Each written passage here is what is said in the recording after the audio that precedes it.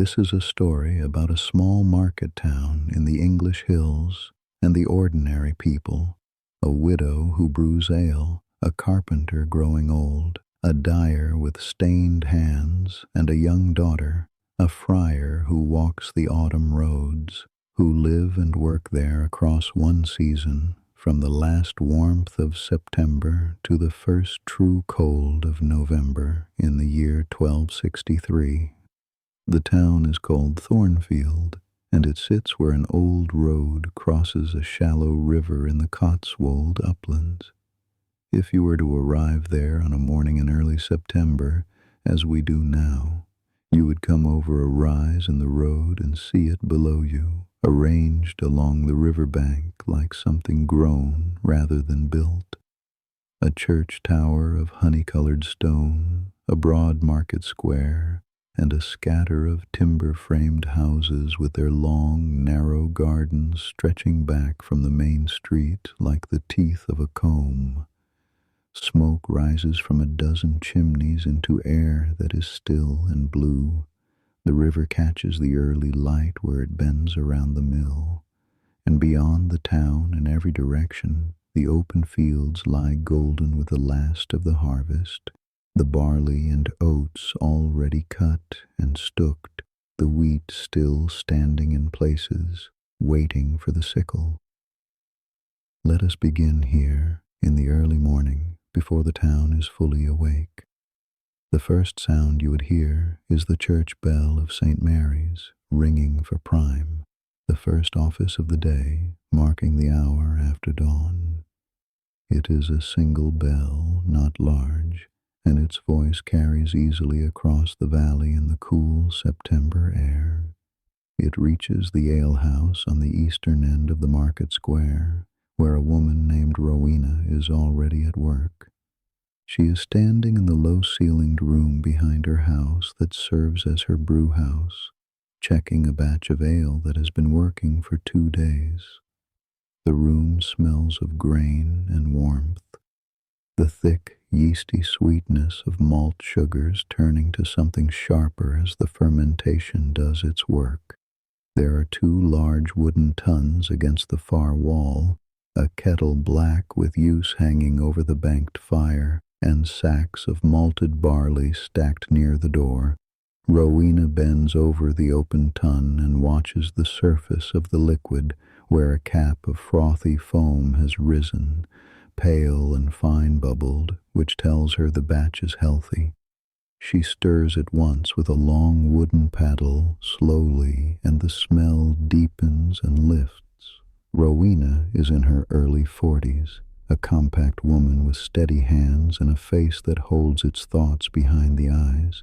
She has run this alehouse for 2 years now, since her husband Edmund died. He was a grain merchant, a man who knew the roads between Thornfield and the larger market towns, who could judge the weight of a sack of barley by lifting one corner, and who kept his accounts in a ledger with handwriting so careful it might have been a monk's. He drowned at a river crossing on the road south on a November afternoon when the water was high and the ford treacherous. The cart overturned. He was found downstream the following morning. Rowena does not think of this every day anymore, but she keeps the ledger and she writes in it now in her own hand, which is less careful than his, but legible enough. And sometimes when she opens it to a page he wrote, she pauses for just a moment before turning past it. This morning she has market day to prepare for. Thornfield holds its weekly market every Wednesday by royal charter, and today Rowena will sell ale by the jug and the gallon from a trestle table in the square. She brews from malted barley and oats, no hops, which are a Flemish fashion that has not yet reached this part of England. And her ale is the ordinary kind, brewed fresh, sold within days, the daily drink of everyone in town from the bailiff to the blacksmith's boy. It is not glamorous work, but it is steady, and it is hers. She answers to no master and no husband. Whether this is a freedom or a loneliness depends on the hour of the day. She rolls the first barrel out to the hand cart, leaning her weight into it, and the rumble of it on the flagstones is loud in the quiet morning.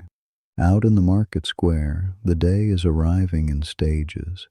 A boy drives a small herd of geese down the main street toward the common, their bodies swaying like little white ships. A woman beats dust from a blanket in a doorway. Two men lean against the stone market cross, a weathered pillar topped with a simple carved cross, standing at the center of the square, and talk about the harvest, about a field of oats that was cut late and may have taken damp. The air is cool, but there is warmth coming. September in the Cotswolds can still give you days that feel like the end of summer, when the light is golden and thick and the bees are slow in the hedgerows. But the mornings now carry a sharpness that was not there a fortnight ago. The year is turning. Everyone can feel it. Near the south end of the square, where the road widens before the church, a man is working on a market stall. He is on his knees beside a trestle frame, fitting a new crossbeam where the old one has split. He works with an adze and a mallet, and the sound of his strokes carries across the square in a slow, even rhythm, the kind of sound that becomes part of a place, like bird song or water. His name is Hugh. He is a carpenter, and he has been a carpenter for nearly 40 years. He is in his mid-50s now, an age that in this century means something closer to old than middle, and his hands show it. The knuckles are swollen, the joints stiff on cold mornings, the palms mapped with old scars from chisel slips and splinters worked too deep to pull. But the hands still know what they are doing. They find the line of the grain in a piece of oak the way a blind man finds a familiar wall, by long habit, by touch, by a knowledge that lives below thought. Hugh does not rush. He measures with his eye, marks with a scratch awl, and cuts once. The crossbeam fits into its mortise with a sound like a drawn breath, a soft, precise thud, and he pins it with a wooden peg he has already shaped to size.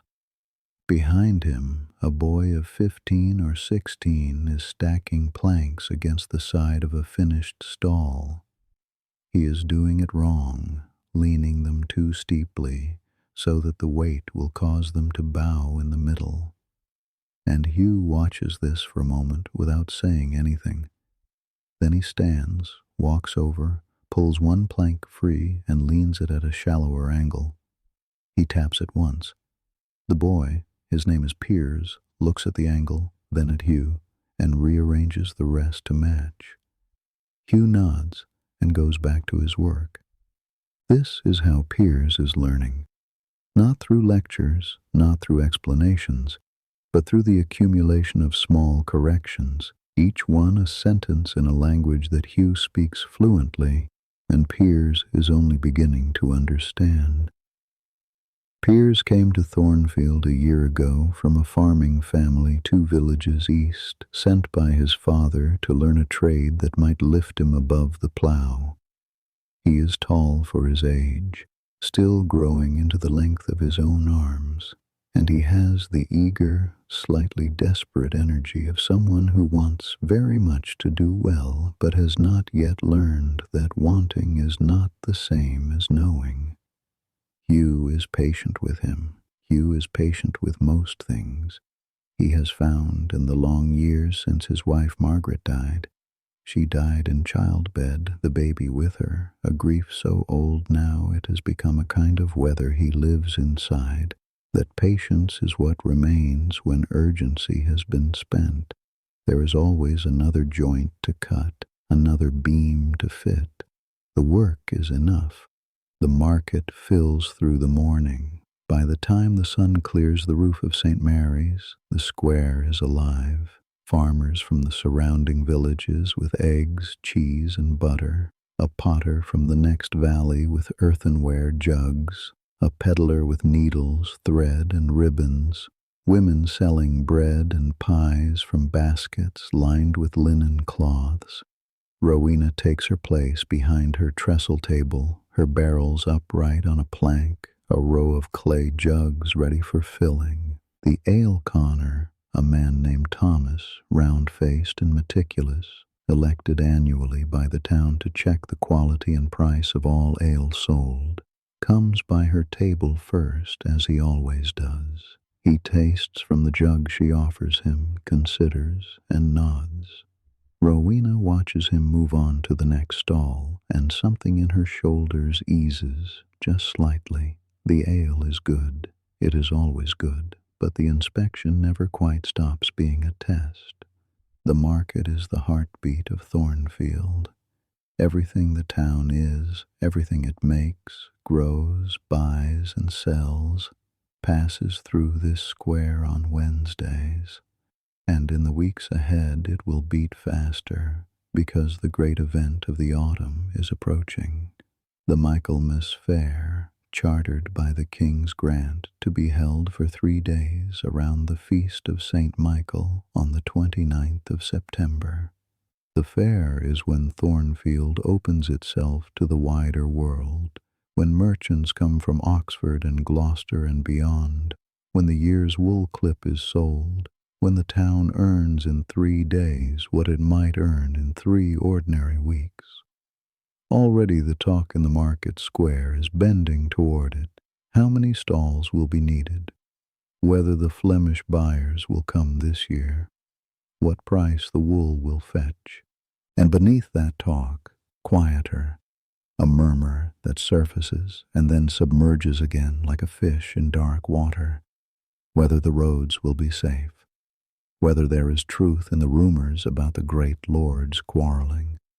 Whether what is happening in London and the South, something about the king, about the barons, about an argument that has been going on for years and may be turning into something worse, will reach a place like Thornfield, or pass it by the way storms sometimes do, spending their force on the plains and leaving the hills untouched.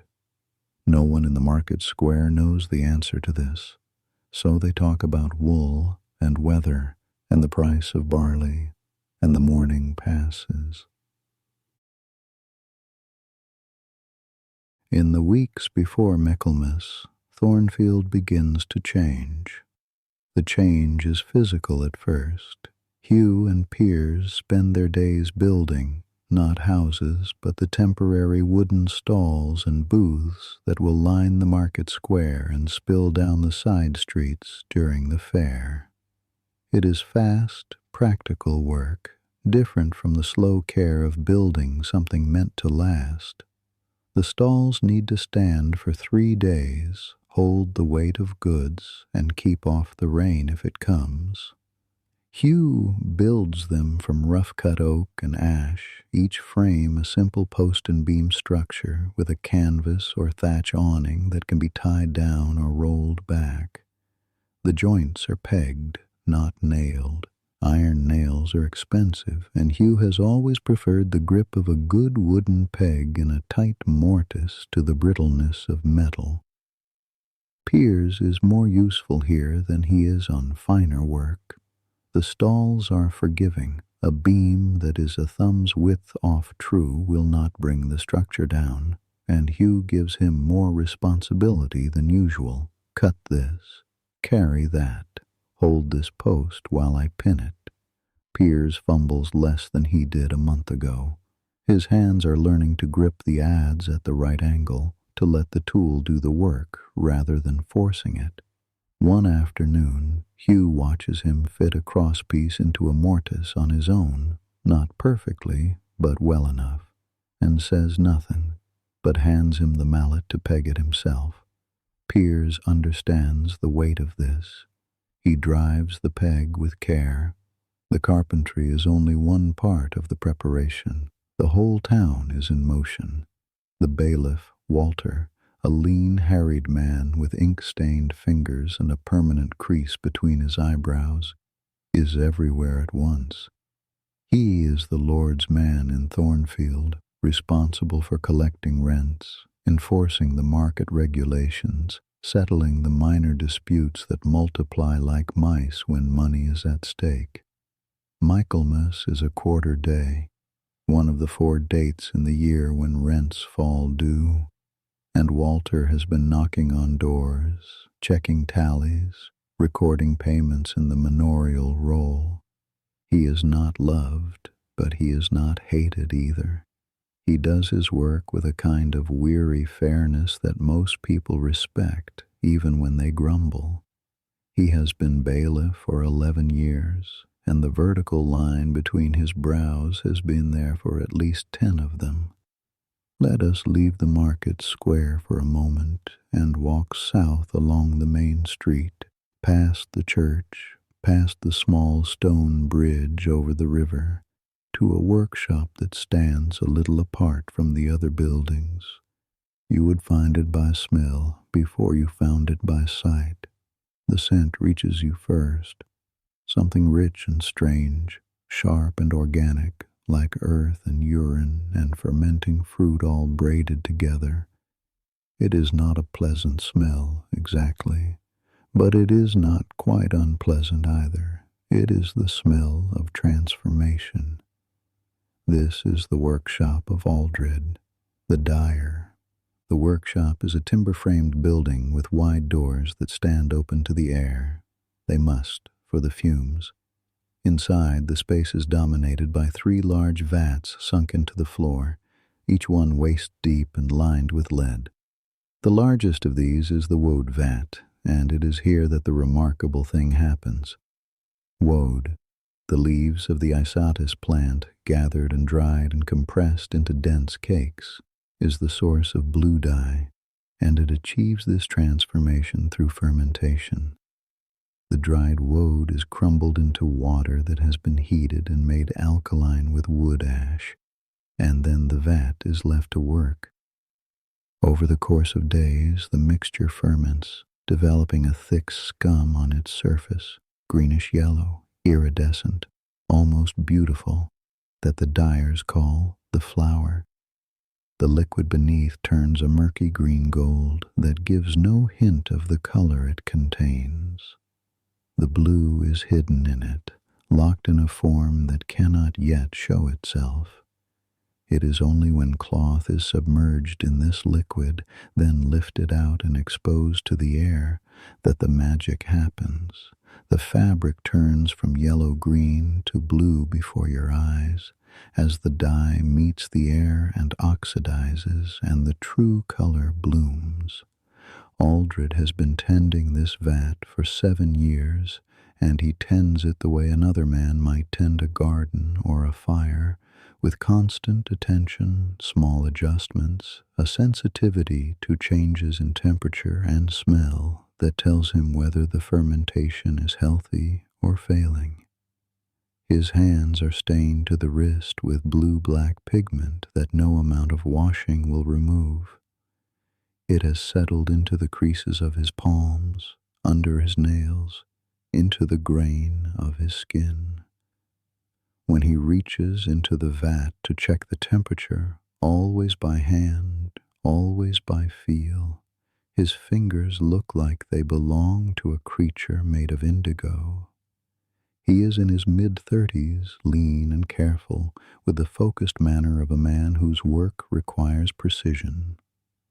The second vat holds madder, the root of the rubia plant which gives red, and the third is for the rinse. Between them, woad and madder can produce blue, red, and through over-dyeing, a range of purples, greens, and tawny browns that can make a length of raw wool cloth into something worth 3 or 4 times its undyed price. This is Aldred's contribution to the Michaelmas fair. He has been dyeing cloth all summer, lengths of blue, bolts of deep madder red, and now, in the weeks before the fair, he is finishing the last pieces hanging them to dry on wooden frames in the yard behind the workshop, where they move gently in the breeze like bright, heavy flags. His daughter Sabina helps him. She is 10, or nearly so, a girl with her father's dark eyes and a restlessness that is entirely her own. She fetches water, stirs the rinse vat with a pole, hangs the lighter cloths to dry. She knows the work well enough that her hands do it without thinking, which frees her attention to go elsewhere, and it goes often to the doorway where the world outside the workshop passes by. She watches the carts coming into town with goods for the fair. She watches the peddlers setting up. She counts the strangers. Aldred sees her watching. He sees the way her body tilts toward the open door even while her hands are busy, the way her questions have begun to reach past the edges of what he can easily answer. Where does the woad come from before it comes to us? Where does the cloth go after we dye it? Who buys it, and what do they do with it? He answers what he can. The woad comes from the eastern counties. The cloth goes to the Flemish markets. The buyers are merchants who sell it on to people richer than anyone in Thornfield. But he hears in her question something that is not really about woad or cloth. She is asking about the size of the world, and he is not sure how to tell her that for a dyer's daughter in a market town in the Cotswolds, the world may be smaller than she hopes. He does not say this. He says to mind the pole, to not let it drag. And Sabina straightens and stirs and watches the door. In the second week of September, 2 things arrive in Thornfield within a day of each other. The first is a man on foot, walking north along the road from Cirencester. He wears a grey robe of coarse wool, belted with a simple cord, and sandals that are nearly worn through. He carries nothing but a leather scrip at his belt and a wooden cross around his neck. His head is tonsured in the Franciscan manner, shaved in a wide circle at the crown, and his face is weathered and kind, with the deep-set eyes of someone who has spent a great deal of time outdoors and a great deal of time listening. His name is Brother Colum, and he is a grey friar, a member of the order of friars minor, the Franciscans, who has been walking the roads of England for more than 20 years. The Franciscans arrived in England in 1224, nearly 40 years before this story, and by 1263 they are a familiar sight in the towns and villages of the realm. They are not monks. They do not stay behind the walls of a monastery. They walk. They beg for their food and their lodging. They preach in market squares and churchyards, tend the sick, sit with the dying. They own nothing, or as close to nothing as a man can manage while still wearing clothes and eating bread. Brother Colum is Irish-born, from somewhere in the west of that island, though he rarely speaks of it, and he has been walking the English roads long enough that his accent has softened into something that belongs to no particular place, only to the road itself. He arrives in Thornfield quietly as he arrives everywhere, and presents himself at St. Mary's, where the parish priest, a comfortable, cautious man named Father Clement, gives him permission to sleep in the church porch and to preach if he wishes. Colum thanks him, washes his feet at the horse trough, and walks into town to find something to eat. He finds Rowena's alehouse. It is not hard to find. An alehouse in a medieval town announces itself with an ale stake, a long pole pushed out from the wall above the door, sometimes with a bush or bundle of straw tied to its end. Rowena's ale stake is a straight ash pole with a twist of dried barley at the tip, and it catches the late afternoon light as Colum ducks through the low doorway into the long, dim room beyond. The alehouse is the front room of Rowena's house, separated from her private quarters by a thick curtain. There are two trestle tables, benches along the walls, a fire in a central hearth with a smoke hole cut in the roof above it, and a row of clay jugs on a shelf near the door. The room smells of wood smoke, ale, and the faint sweetness of dried rushes underfoot. Colum sits on a bench near the door and waits. When Rowena comes through the curtain, he asks for bread and ale and offers to pray for her household in exchange, having no coin. Rowena looks at him for a moment, assessing as she assesses everything, and brings him a jug and a heel of bread without comment. She has known friars before. She has found that the ones who are genuine tend to ask for less, and this one asked only for bread. The second arrival, the following day, is very different. He comes not on foot, but with a cart and two horses, accompanied by a servant and several heavy canvas-wrapped bales.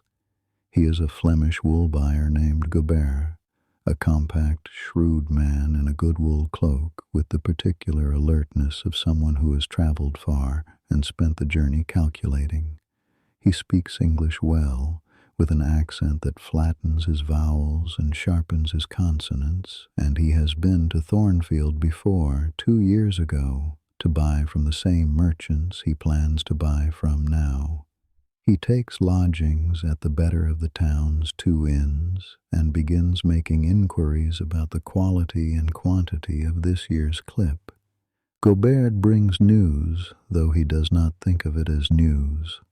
He thinks of it as the texture of business. He mentions to the innkeeper that the roads south of Oxford were slower than usual. There were men on the road, armed men, not bandits, but retainers of some lord moving south, and the traffic had to wait for them to pass. He mentions to a wool merchant at the inn that a colleague of his in London has had difficulty moving goods to the port at Southampton, something about disruptions, disagreements among the great lords, a sense that things are unsettled. He says this the way a man describes weather, as a condition to be navigated, not a crisis to be feared. But the innkeeper remembers it and tells his wife, and his wife mentions it to Rowena when she comes to buy eggs, and Rowena files it away the way she files away the price of grain and the temper of the river, as information that may matter later or may not. The talk passes through Thornfield the way talk always does in small places, in pieces distorted slightly with each retelling, landing differently in different ears. Walter the bailiff hears it and says nothing, but writes a line in his accounts that evening that has nothing to do with money. Hugh hears it from a man who brings him timber and shrugs it off. The quarrels of lords are not the quarrels of carpenters. Brother Colum hears it in the alehouse, sitting with his bread and his jug, and his face does something complicated and quiet, but he does not speak of it. What none of them know, what no one in Thornfield can know, is that in this September of 1263, the argument between King Henry and the barons under Simon de Montfort is approaching a point from which it will not return. Within a year there will be war. Within 2 years there will be a battle at a place called Evesham, and de Montfort will be dead, and the shape of England will be changed. But that is the future, and the future has not yet arrived. And in Thornfield the preparations for the Michaelmas fair go on, and the barley is threshed, and the ale is brewed, and the blue cloth hangs drying in the September air. The fair comes to Thornfield on the 28th of September, the day before the feast of St. Michael, and it is as if someone has opened a door in the side of the town and let the world pour in. By dawn, the road from the south is busy with carts and pack horses, merchants and their servants, peddlers carrying their goods on their backs, farmers driving livestock to sell. The stalls that Hugh and Piers built are claimed and filled, bolts of cloth, baskets of apples and pears, wheels of hard cheese wrapped in linen, ironwork from the smiths in Gloucester, pottery from the kilns at Brill, bundles of tallow candles, leather goods, knives, wooden spoons, bone combs, and 100 small necessities that the people of Thornfield cannot make for themselves. A man from Bristol has brought salt, always in demand, always expensive, and he sets up near the market cross where his stall draws a steady current of buyers all day. A woman from the next valley sells honey from a row of clay pots, each one sealed with wax. A peddler has ribbons and small mirrors of polished tin, and the girls of the town cluster around his table like starlings. The Michaelmas Fair is the largest event of Thornfield's year.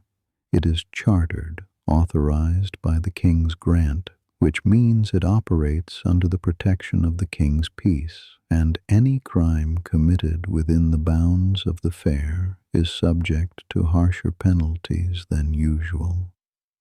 Walter the bailiff has appointed extra watchmen for the 3 days, and he moves through the crowd with the air of a man trying to hold water in his hands.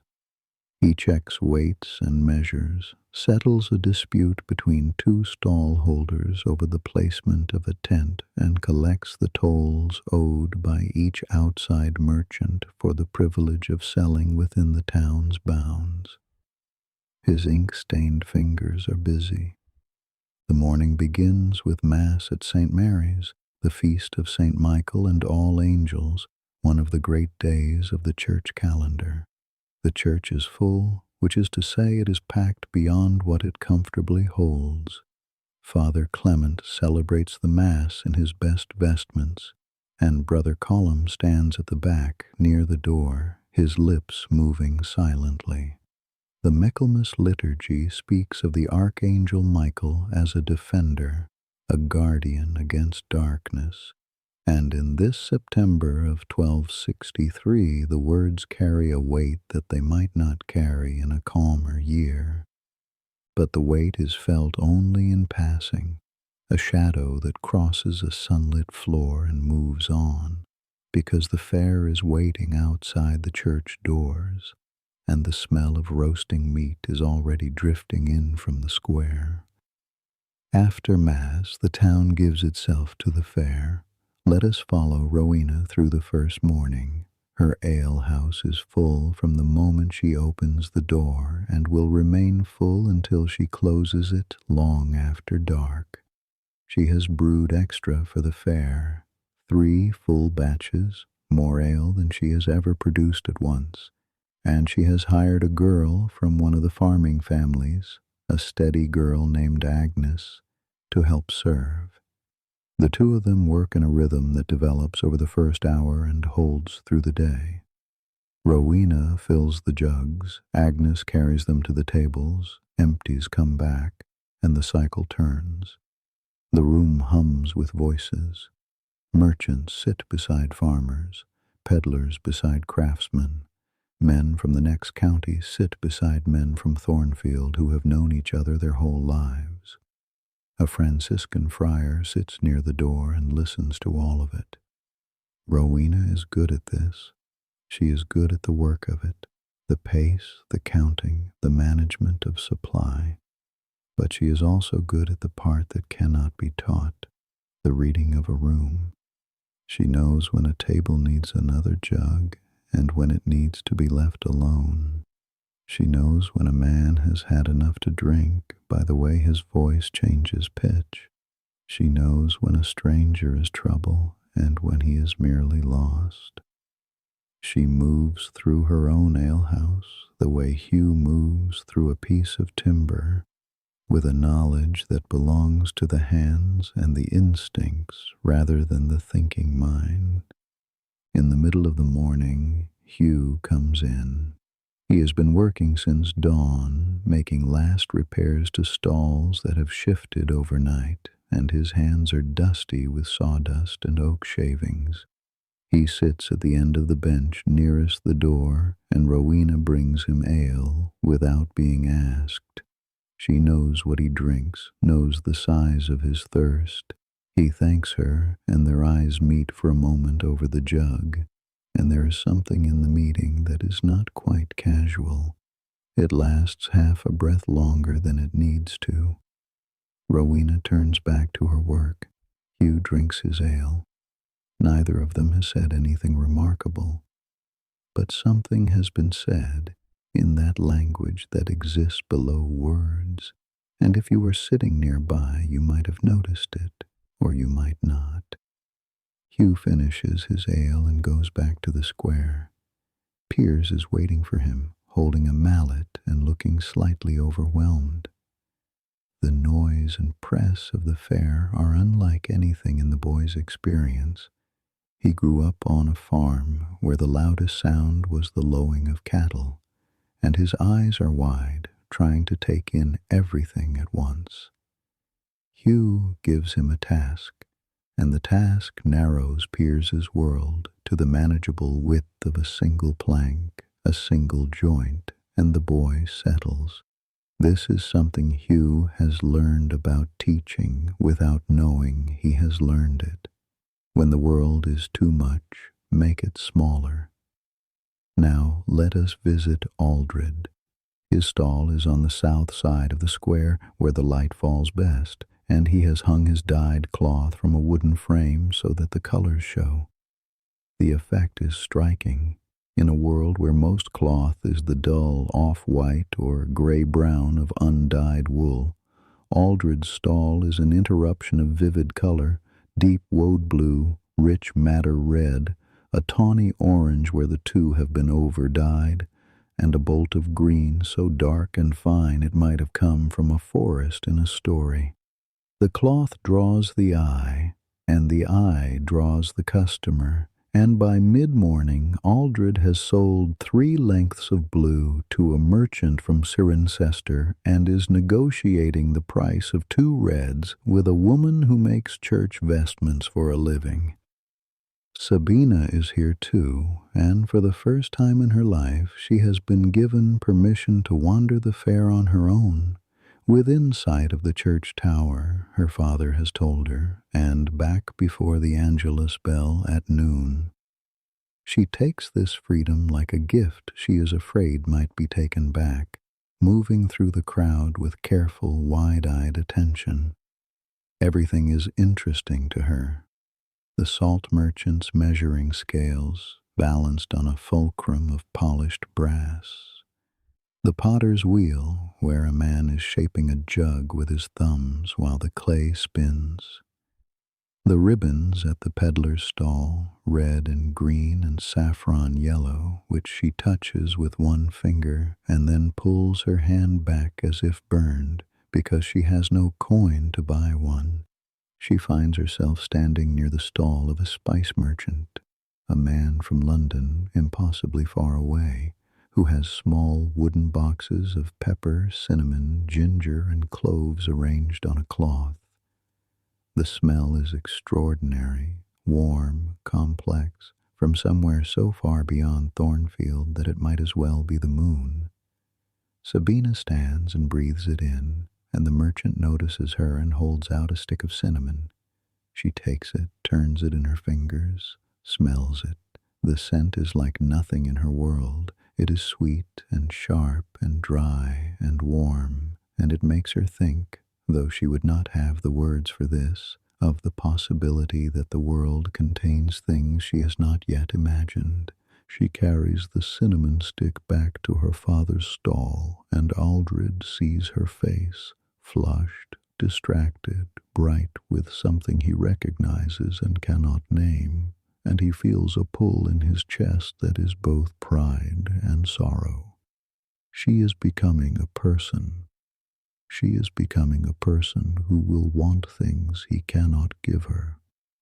The great business of the fair the business that matters most to Thornfield's economy, is wool. The Cotswolds in 1263 produced some of the finest wool in England, and English wool is the finest in Europe, and the Flemish weavers in Bruges and Ghent and Ypres cannot get enough of it. Gobert the Fleming is here for exactly this reason. He spends the fair days moving between the stalls of the wool merchants, examining fleeces with his hands, rubbing the fibers between his fingers, checking the staple length, the softness, the crimp, and negotiating prices with the unhurried intensity of a man who does this for his living and is very good at it. He buys in bulk, packing the fleeces into the great canvas bales his servant will load onto the cart for the long journey south to London or the ports. On the second day of the fair, in the late afternoon, Gobert sits in Rowena's alehouse and talks with a wool merchant from Stowe, a man named Geoffrey. The room is quieter now. The midday rush has passed, and the evening rush has not yet begun. And Rowena, wiping down a table nearby, catches pieces of their conversation. Gobert is saying that the price of wool has been uncertain this year. There is demand. There is always demand. But the movement of goods has been difficult. A shipment that should have gone from Southampton to Bruges sat at the docks for 3 weeks because no one could guarantee safe passage. Geoffrey asks why, and Gobert makes a small, careful gesture with his hand, the kind of gesture a man makes when he is choosing not to say something directly. He mentions the name of a lord who has been calling men to his service. He mentions a road that was blocked. He does not say the word war, but the shape of it is in the air between the two men, and Rowena hears it and moves on to the next table and says nothing. Brother Colum, too, is present at the fair, though his presence has a different quality than the merchants. He preaches on Michaelmas morning, briefly, in the churchyard after Mass. Not a sermon, exactly, but a few words about gratitude, about the harvest, about the turning of the year, and the grace that lies in ordinary things. His voice is quiet and carries well, and the people who stop to listen are mostly the ones who were already standing nearby, and when he finishes they nod and move on into the fair. Colum does not seem to mind the smallness of his audience. He spends the rest of the day doing what he always does, walking, watching, being available. He helps a woman carry a sack of grain that is too heavy for her. He sits with a child who is crying because she has lost her mother in the crowd, and stays with her until the mother is found. He accepts a bowl of pottage from a farmer's wife and eats it sitting on the church steps, watching the fair with an expression of gentle, uncomplicated interest, as if the whole bright, noisy spectacle were a kind of prayer. The fair lasts 3 days, and each day is a little less intense than the one before, the way a wave rises and then spreads and settles.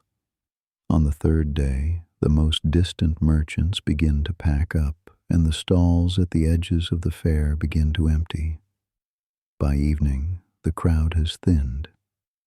The salt merchant has sold the last of his stock. The potter has only a few pieces left, slightly chipped or off-center, which he sells at half price to a woman who doesn't mind imperfection. Gobert's cart is heavy with wool, and he is calculating his route south, factoring in the rumors, the roads, the risk. Piers, given an hour's liberty on the final evening, wanders the dying fair with the dazed, overstimulated look of a boy who has seen too much and cannot sort it all. He stops at a stall where a man is selling carved wooden figures, animals, saints, small decorative pieces meant for a mantelpiece or a window ledge, and studies them with the focused attention of someone who works with wood himself. The carving is finer than anything he has seen Hugh do. The figures are small and exact and full of a life that seems to come from inside the wood rather than being imposed upon it. Piers picks one up, a horse no bigger than his thumb, with a mane that flows and legs that seem to move, and turns it in his hands, and something inside him shifts. He has been learning to build things that are solid and straight and strong. He has not, until this moment, considered that wood could also be beautiful. He puts the horse down. He does not have a farthing to buy it, but he carries the shape of it in his mind as he walks back to Hugh's workshop, and that night, before he sleeps in the straw loft above the shop, he lies awake and turns a small piece of scrap oak in his fingers, feeling for something he cannot yet name. The fair ends. The merchants leave. Gobert's cart rolls south along the Cirencester road, heavy with wool. The peddlers drift off in ones and twos, heading toward the next town, the next fair. The stalls stand empty in the square, and Hugh begins the work of taking them apart, pulling pegs, stacking frames, sorting the timber that can be saved for next year from the pieces that are too weathered or damaged to reuse. Piers helps and does not fumble with the mallet once. Thornfield is quieter now. The great opening is over. What follows is the settling. October comes to the Cotswolds like a slow exhalation. The mornings are cold enough now that breath shows in the air, and the mist that rises from the river takes longer to burn off, lingering sometimes until mid-morning, wrapping the town in a soft gray stillness that muffles sound and makes the familiar strange. The trees along the river are turning. The elms go yellow first, then the oaks, and the beeches on the hill above the church shift from green to a deep copper gold that catches the afternoon light like something lit from within. The fields around Thornfield are being plowed for winter wheat. The teams of oxen move across the open strips in their slow, deliberate way, turning the stubble under, opening the dark earth to the air. The ploughmen follow, leaning into the handles, their breath and the oxen's breath rising together. It is old work, the oldest work, and it has a rhythm that belongs to the land itself, the creak of the harness, the low voices of the men talking to their animals, the heavy whisper of the turned earth falling back on itself. Crows follow the plow, picking at the exposed soil, and their calls carry across the fields in the still air. In town, the pace has changed. The fair is gone, the merchants are gone, and Thornfield has returned to itself, or rather, to a slightly altered version of itself, the way a person returns from a journey changed in ways too subtle to name.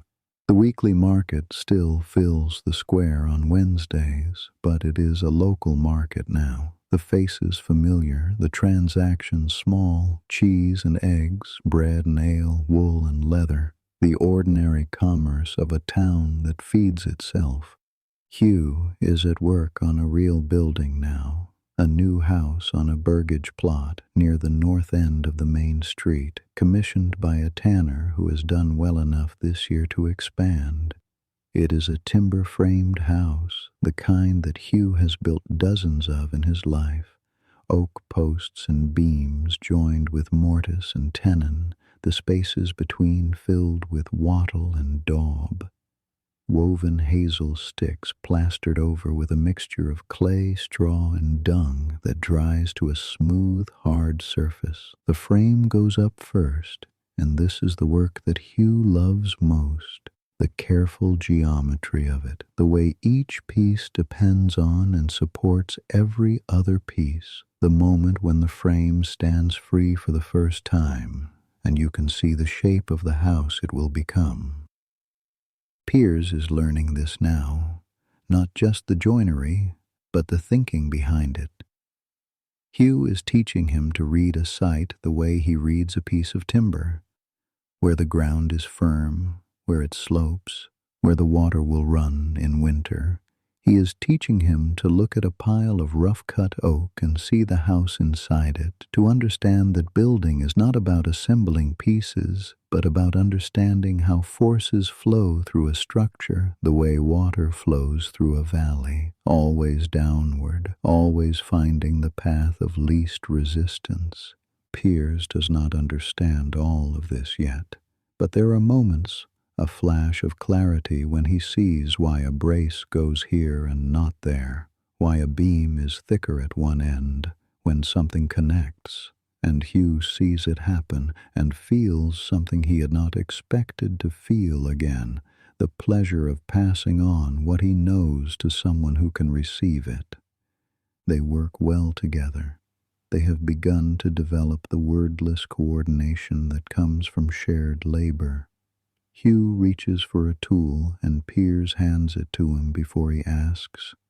Piers holds a beam at exactly the right height because he has watched Hugh measure enough times to know where it goes. They eat their midday meal together on the site, sitting on upturned logs, and sometimes Hugh tells Piers things about the work that are not strictly practical. About a roof he built 30 years ago that survived a storm that took every other roof on the street. About the church at Burford where the timbers were so old and well joined that they had turned to something harder than the original oak. These are not lessons. They are stories. And Piers listens to them the way he once listened to his father's stories about the land, as knowledge wrapped in memory, offered without instruction.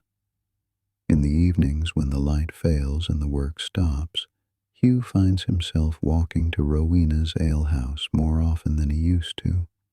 He does not think of it that way. He thinks of it as wanting ale after a day's work, which is true. He thinks of it as the alehouse being the nearest warm room, which is also true. But the truth that sits beneath these truths is that Rowena is there, and her presence, the sound of her voice giving instructions to Agnes, the particular way she sets a jug down on the table, firm and precise, the way she pushes her hair back from her face with the heel of her hand when she is busy, has become something he looks forward to with an anticipation that surprises him. He has not felt this in a long time. He is not sure he wants to feel it. He is a man who has arranged his life around the absence of his wife, the way a tree grows around a wound in its trunk. The wood curves, accommodates, continues to grow, and after enough years the wound is part of the tree's shape, invisible to anyone who did not see it made. To feel something new is to disturb that shape. And Hugh is not a man who seeks disturbance, but he goes to the alehouse and he sits and he drinks his ale. And sometimes Rowena sits across from him when the room is quiet and they talk. They talk about practical things, the house he is building, the price of grain, whether the bridge needs repair before winter. They talk the way two people talk who are both intelligent and private and accustomed to managing their own lives, which is to say carefully, with a mutual respect for the territory that is not offered. But within the careful talk there are moments of warmth that neither of them planned. Hugh tells her about the house frame, about how the oak has to season before it can be used, and Rowena says something about ale being the same. You cannot rush the fermentation. It tells you when it is ready, not the other way around. And Hugh looks at her, and there is a recognition in his eyes that has nothing to do with ale or oak and everything to do with the unexpected discovery that someone understands the shape of your thinking. Rowena notices this. She notices most things. She is not sure what to do with it. She has been alone for 2 years, and the aloneness has become a competence. She can do this, all of it, by herself, and there is a pride in that which she is not willing to surrender.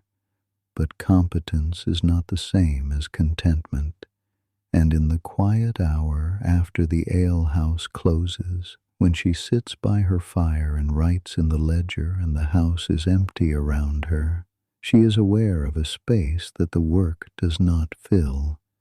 She does not name it. She does not need to.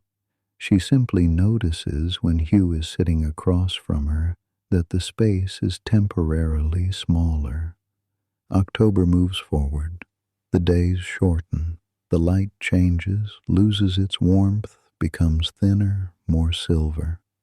The shadows of the buildings in the market square grow longer, and by late afternoon the sun is behind the hill, and the town is in a soft blue shade that seems to rise from the ground like water.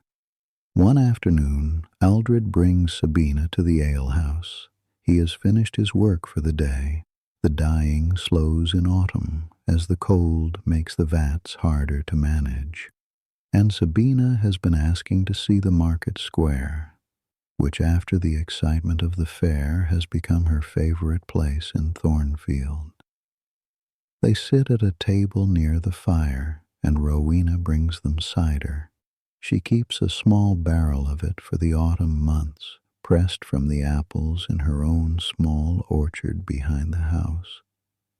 And Sabina holds the warm cup in both hands and looks around the room with the frank, absorbing curiosity of a child who is trying to memorize everything. Aldred watches her. He has been watching her more carefully since the fair, since the cinnamon stick and the look on her face when she smelled it, that look of sudden, joyful hunger for something she had not known existed. He carries in his pocket, though he has not given it to her, a length of ribbon he bought from the peddler on the last day of the fair. It is green, the color of the cloth he is most proud of, the dark green that requires over-dyeing woad with weld, the most difficult and expensive of his colors. He does not know when to give it to her. He is waiting for a moment that feels right, though he could not explain what right would look like. Brother Colum is in the alehouse too. He has become a regular presence there in the weeks since his arrival, a quiet figure at the end of the bench who drinks little, eats less, and listens with an attentiveness that makes people tell him things they had not planned to say.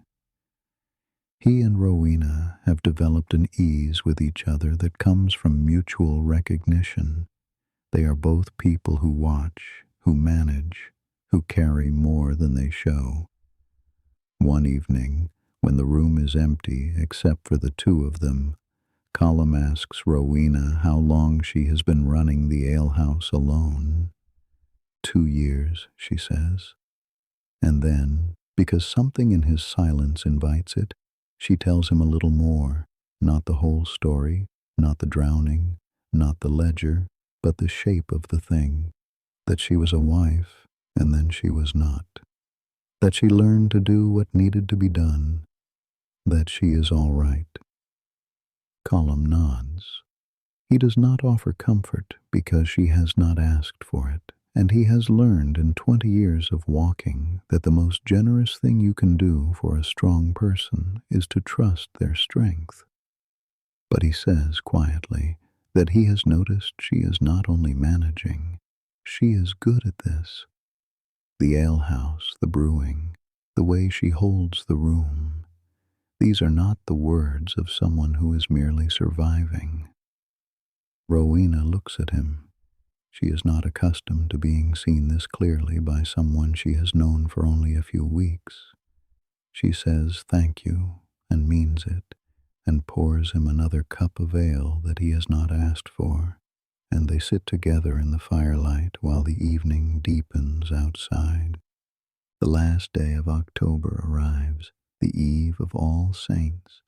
Tomorrow the church will be full again, and the town will pause to remember its dead. But this evening, as the light fails and the first stars appear in a clear, cold sky, there is something in the air that is hard to name, a sense of thinning, as if the boundary between what is here and what is gone has grown more porous. It is not a superstition so much as an instinct. The year is dying, the dead are close, and the living draw closer to each other, not out of fear, but out of an awareness that the warmth they share is not infinite, and the dark is real, and the fire must be tended. In the morning, the bell of St. Mary's rings for All Saints, and the town gathers. The church is cold, the stone holds the chill of the night, and the candles that burn at the altar and along the nave give more light than warmth. Father Clement reads the prayers for the saints and the faithful departed, and the names of the dead are spoken, and the living stand and listen. Rowena lights a candle for Edmund.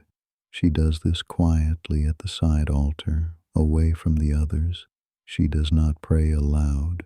She stands for a moment with the flame between her hands, and the light moves on her face, and whatever passes through her in that moment is hers alone. Hugh stands in the nave, near the back, where he has always stood. He does not light a candle. He has never been a man for gestures, but he stands a little longer than usual after the service in the churchyard, near the place where Margaret is buried. The grave is marked with a simple stone, and the grass has grown over it evenly, and there are small yellow wildflowers growing at the base that will not survive the first frost. Hugh looks at them and thinks that they are stubborn and beautiful and brief, and then he puts on his cap and walks back to work. Aldred holds Sabina's hand during the service. He does not often hold her hand anymore. She's getting too old for it, or thinks she is. But today she lets him. Her mother is buried in this churchyard too, though Sabina was too young when she died to carry real memories.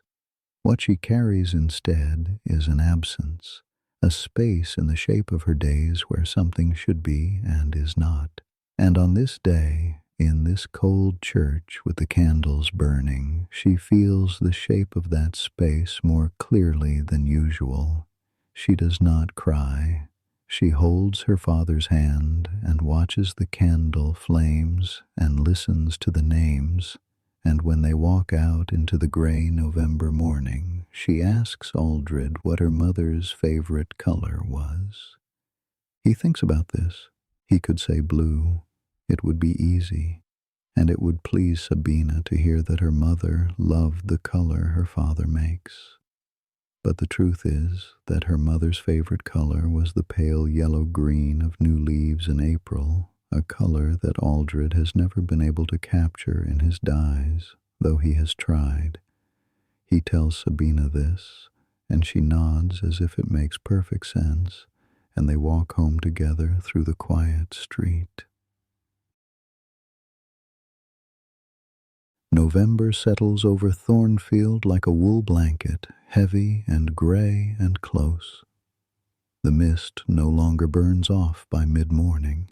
It lingers all day, sometimes, turning the town into an island in a sea of white, the church tower disappearing above the roofline, the sound of the river muffled to a whisper. When the mist does clear, the sky is a pale, cold blue, and the trees along the river are nearly bare, their branches black and fine against the light like cracks in glass. The days are short. The sun rises late and sets early, and the hours of working light are precious. Hugh and Piers work from first light to last on the tanner's house. and the cold makes the work harder. The wood is stiffer, the daub takes longer to set, and Hugh's hands ache in the mornings with a deep grinding stiffness that takes an hour of work to ease. He does not complain about this. He has never been a man who complains, but Piers notices, because Piers has learned to notice things about Hugh the way he has learned to notice things about wood, the signs of stress, the places where strain is accumulating. He begins, without being asked, to take on the tasks that require the hardest grip, driving pegs, lifting beams, and Hugh lets him, which is its own kind of teaching. The town is preparing for winter. This is not a single event, but a steady, ongoing effort that has been building since the harvest and reaches its peak in the middle of November. Firewood is stacked against the walls of every house. Root vegetables, turnips, parsnips, onions are stored in earthen cellars. Grain is measured and counted and locked away. Rowena is busy with a different kind of brewing now, a stronger batch, darker, meant to last longer in the cold, the kind of ale that will warm a man's stomach on a December evening when the wind comes down from the hills. The malt is roasted longer, and the alehouse smells of it, a deep toasted sweetness that mixes with the wood smoke and becomes, for the people of Thornfield, the smell of winter approaching. Martinmas arrives on the 11th of November, the feast of St. Martin of Tours, and with it comes the work that defines this time of year more than any other, the slaughter. It is a practical matter. The animals that cannot be fed through the winter, the older cattle, the extra pigs, the geese that have been fattening since Michaelmas, must be killed now, and their meat preserved by salting, smoking, and drying to last until spring. It is communal work involving nearly everyone in town. The butchering is done in the open, near the river, where the water can carry away the blood and offal. The salting is done in every kitchen and storehouse, with coarse salt rubbed into joints of beef and sides of pork that are then packed into barrels or hung in smokehouses above slow fires of oak and apple wood. The smell of it, blood and brine and wood smoke, fills the town for days. It is not gentle work, but it is not cruel either.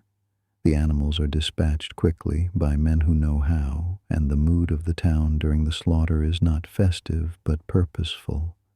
The focused, cooperative energy of people doing what must be done so that everyone will eat in February.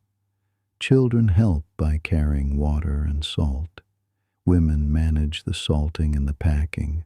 Men do the heavier cutting, and the whole process has a rhythm to it, a practiced efficiency that comes from having done this every November for as long as anyone can remember. Piers is useful here in a way he has not been useful before. He grew up on a farm. He knows how to handle livestock, how to hold a pig still, how to work a knife through a joint. Hugh watches him move through the butchering with a competence and ease that is entirely different from his careful, sometimes clumsy work with timber, and something shifts in Hugh's understanding of the boy. Piers is not simply a student. He is a person with knowledge of his own, knowledge that comes from a different world than Hugh's, and there are things he can do that Hugh cannot. When Piers shows Hugh the proper way to joint a shoulder, quickly, cleanly, following the line of the sinew, Hugh watches and nods, and for the first time, the teaching flows the other way. That evening, in Rowena's alehouse, the town gathers for the Martinmas feast. It is not an elaborate celebration. Thornfield is not a wealthy town, but there is roast goose and fresh pork and bread and ale and the warmth of a room full of people who have spent the day working together and are now resting together. The fire is high, the candles are lit, the faces in the room are flushed with heat and food, and the particular satisfaction that comes from having laid in stores against the cold. Hugh and Rowena are in the same room again, but tonight the room is full and there is no quiet corner for conversation. Instead, they find themselves on opposite sides of the same table, part of a larger group, and the connection between them expresses itself in smaller ways. A look across the table when someone says something amusing, a moment when Rowena refills his cup and her hand brushes his, and neither of them pulls away.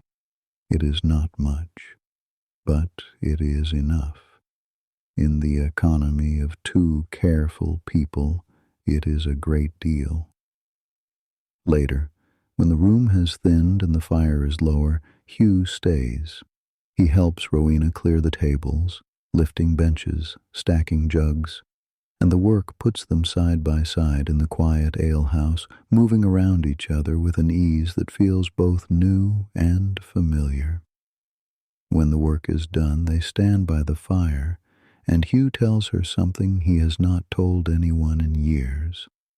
He tells her about Margaret, not the whole story, not the birth, not the blood, not the silence that followed, but the part that came after. The years of learning to live in a house that was built for two people and held only one. The way work became the answer to every question. The way you can fill a life so completely with useful things that you almost forget there is a space in it that the useful things cannot reach.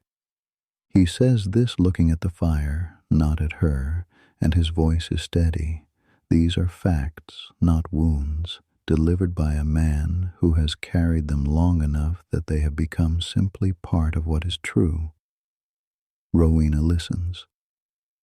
She does not say, "I understand," because that is a thing people say when they want to help but cannot.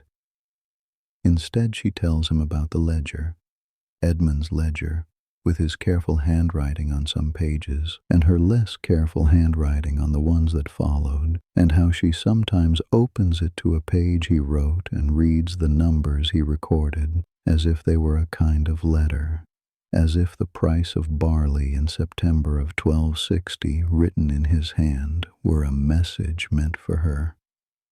They stand by the fire, and the silence between them is not empty but full of what has been said and what has not been said and what does not need to be said. Hugh reaches out and takes her hand briefly and then lets it go. Rowena looks at him, and her eyes are bright, and she says it is late, and he says yes it is, and he goes home through the cold November dark, and the stars above Thornfield are very clear and very far away.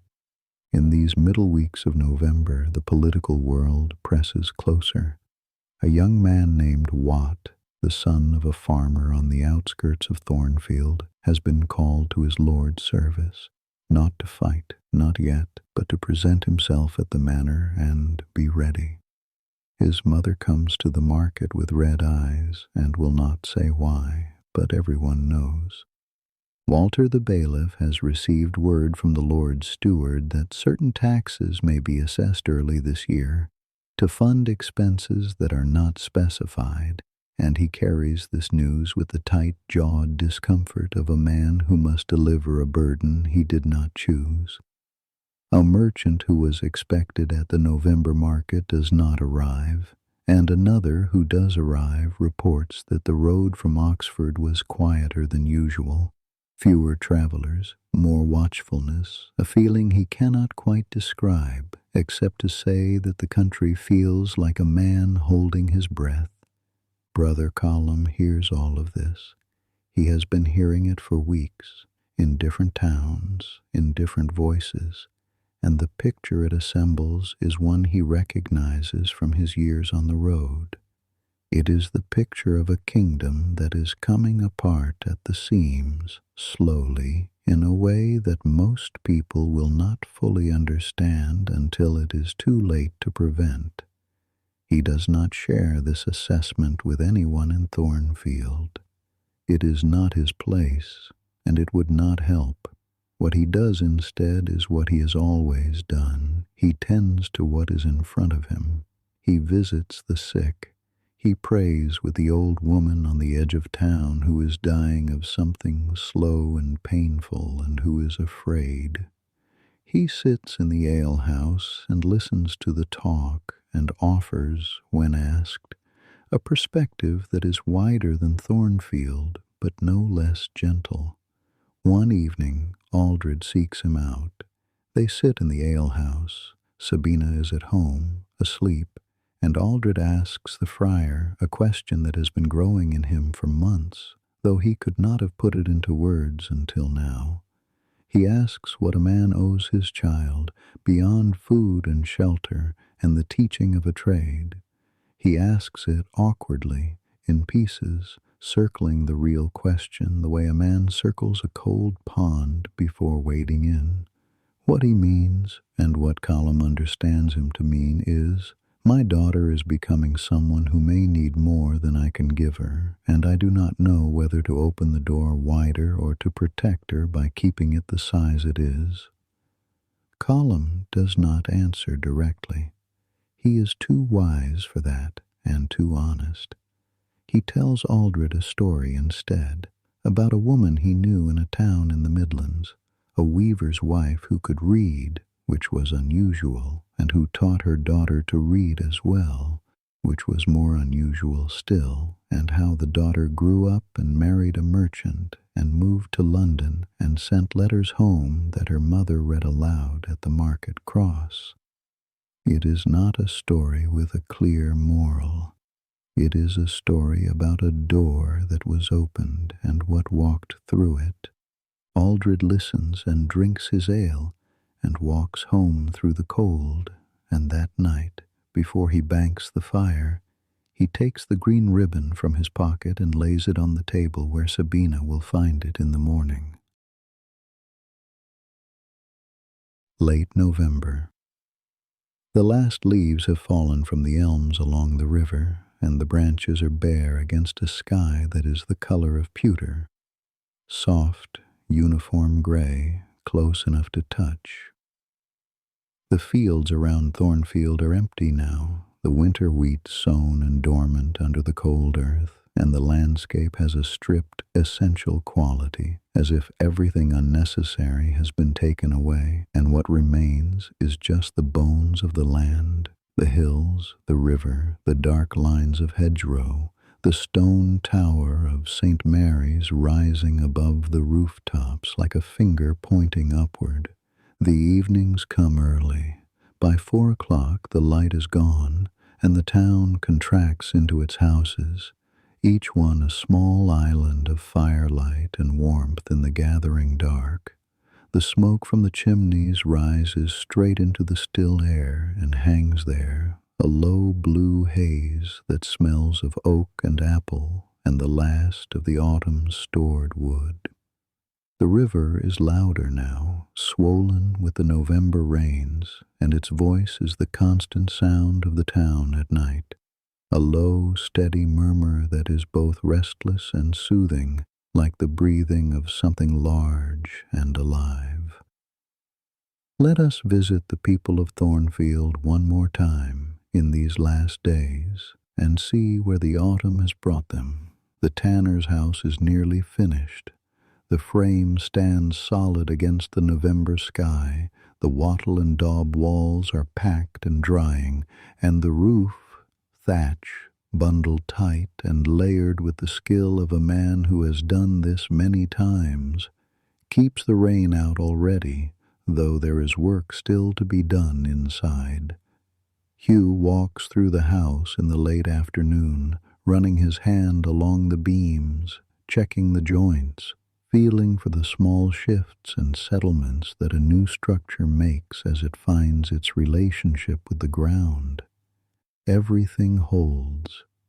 The oak is sound, the joints are tight, the house will stand. He has built something that will outlast him, as he always does, and the satisfaction of it is deep and quiet and does not need to be spoken. Piers is sweeping out the wood shavings, and Hugh watches him for a moment, the long, easy strokes of the broom, the way the boy moves through the space as if he belongs in it. A year ago, Piers was clumsy and uncertain, a farmer's son with willing hands and no knowledge. Now he is something else, not a carpenter yet, not for years, but someone who is becoming one. He can read a piece of timber. He can cut a mortise that Hugh does not need to recut. He has begun in the last few weeks to do something that Hugh recognizes from his own youth, to see the work not as a series of tasks, but as a single, continuous act of attention, each piece connected to every other piece, each decision shaping the decisions that follow. Hugh has not told Piers that he sees this. He is not sure he ever will, but he knows it, and the knowing is its own reward. In the evenings, Hugh walks to the alehouse. He has stopped pretending that this is about the ale. Rowena sees him come in, and there is something in the way she turns toward the door. Not a smile exactly, but a quickening, a small brightness in her expression that tells him she has been waiting for this without admitting it. She brings him his jug and sits across from him when she can, and they talk, and sometimes they do not talk. And the silence between them has changed over these 3 months from something polite to something intimate. The silence of two people who are comfortable enough with each other to let the fire speak for them. They have not named what is happening. They are both too careful for that, and too old in the way that has nothing to do with age and everything to do with knowing that words, once spoken, change the shape of things. But the shape is changing anyway. It is changing in the way Hugh arrives a little earlier each evening, in the way Rowena keeps a particular jug set aside that she fills for no one else, in the way they have begun to talk about the future, small, practical futures, like whether the bridge will hold through the spring floods, or whether the price of barley will rise after Christmas, in a way that assumes, without stating, that they will both be here to see it. This is how it begins, sometimes, not with a declaration, but with an assumption. Not with the opening of a door, but with the quiet recognition that the door has been open for some time, and you have been standing in it, and the room beyond is warm. Aldred is at home, his workshop closed for the evening, the vats covered against the cold. The woad vat is dormant now. The fermentation slows too much in winter to be useful, and Aldred will not die again until March, when the warmth returns and the vat can be woken. He does not mind the pause. There is other work to do in winter, repairing equipment, preparing mordants, sorting the dried woad cakes that will be crumbled into next year's vat. And there is Sabina. She is sitting by the fire, reading, not reading exactly. She cannot read, not yet, but studying a piece of parchment that Brother Colum gave her before he left. A page from a psalter decorated with colored ink, the letters shaped with a care that fascinates her. She traces the shapes with her finger, the curves, the straight lines, the small flourishes, and Aldred watches her and thinks about what Colum said, about doors and what walks through them. He thinks about the green ribbon which she found on the table that November morning and tied in her hair without a word, as if she understood that it was not just a ribbon but an answer to a question she had not quite asked. He does not know what her life will look like. He does not know whether she will stay in Thornfield or leave or find a path he cannot imagine from where he sits tonight. But he knows, he has decided in the quiet way that real decisions are made, not with announcements but with shifts in the direction of attention, that he will not close the door. He will teach her what he can. He will let her learn what he cannot teach. And he will trust that the girl who stood in the spice merchant's stall, breathing in the scent of cinnamon from the other side of the world, has something in her that will find its own way. Sabina looks up from the parchment and asks him what the letters say. Aldred does not know, but feels that they will find out. Brother Colum left Thornfield 3 days ago. He left the way he arrived, on foot, in the early morning, with nothing but his scrip and his cross and the road ahead of him. He is walking south now, toward Cirencester, and from there, who can say? The Franciscans walk. It is what they do. The road is their cloister, and the towns they pass through are their congregation, and each goodbye is also a kind of prayer, offered without expectation of return. He said goodbye to Rowena last. She packed him bread and cheese and a small flask of ale for the road, and he thanked her with a simplicity that carried more weight than elaborate words would have. She stood in the doorway of the alehouse and watched him walk down the street toward the bridge, his gray robe moving in the early morning air, and she thought, not for the first time, that there are people who pass through your life like weather, changing the temperature of everything they touch and then moving on, and the change remains even when they are gone. The road takes Brother Colum south. The road takes Gobert's wool toward the Flemish looms. The road carries the rumors and the armed men and the argument that will, in a few months' time, break open into something that will touch even this small town in the Cotswold hills. But that is the future, and the future is not here yet. And tonight, Thornfield is quiet. The fire in Rowena's alehouse burns low. The last of the evening's customers have gone home, and Hugh has gone home, and Agnes has swept the floor and banked the hearth and latched the shutters. Rowena sits alone in the firelight, the ledger open on the table in front of her. She has written the day's accounts, the ale sold, the grain purchased, the small debts owed and owing, in her own hand, on a page that follows a page that Edmund wrote 3 years ago. The ink is the same, the hand is different, and the woman who writes is different too, steadier perhaps than the woman she was a year ago, and warmer in a way that has nothing to do with the fire and everything to do with the autumn that is ending and the winter that is about to begin, and the knowledge that when the winter passes and the spring comes, she will not be facing it entirely alone. She closes the ledger. She covers the fire. She climbs the narrow stairs to the room above the alehouse, where the bed is cold but will warm, and the darkness is absolute, and the sound of the river comes through the shuttered window like a lullaby that has been sung for 1,000 years and will be sung for 1,000 more. Outside, Thornfield sleeps. The houses are dark, the chimneys trailing their last thin wisps of smoke into the November sky. The market square is empty, the stone cross pale in the starlight. Hugh's workshop is closed, the tools hung on their pegs, the wood shavings swept into the corner.